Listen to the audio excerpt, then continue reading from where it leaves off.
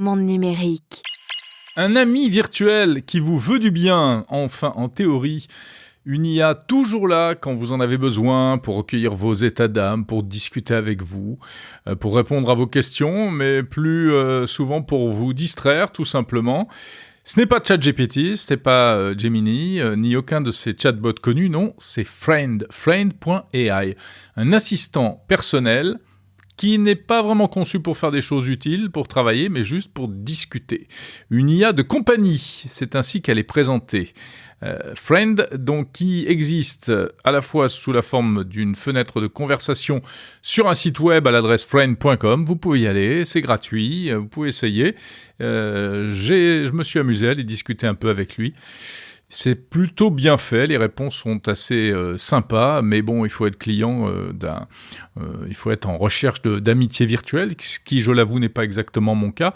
Et puis surtout, ce Friend, est disponible aussi, enfin en tout cas, il existe aussi sous la forme d'un petit appareil, une sorte de pendentif qui se porte autour du cou, qui est équipé d'un micro et qui est capable d'écouter tout ce qui se passe autour de vous toute la journée, à la fois tout ce que vous dites, mais aussi ce que disent les gens qui vous entourent.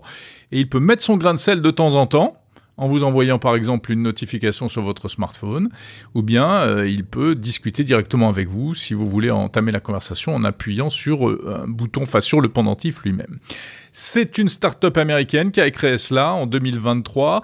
Un jeune homme, ancien étudiant de Harvard, Avi Schiffman, un jeune homme un peu original apparemment, qui a levé quand même pas mal d'argent, mais son premier investissement a été de débourser près de 2 millions de dollars sur la majorité des fonds qu'il venait de lever juste pour racheter le nom de domaine friend.com.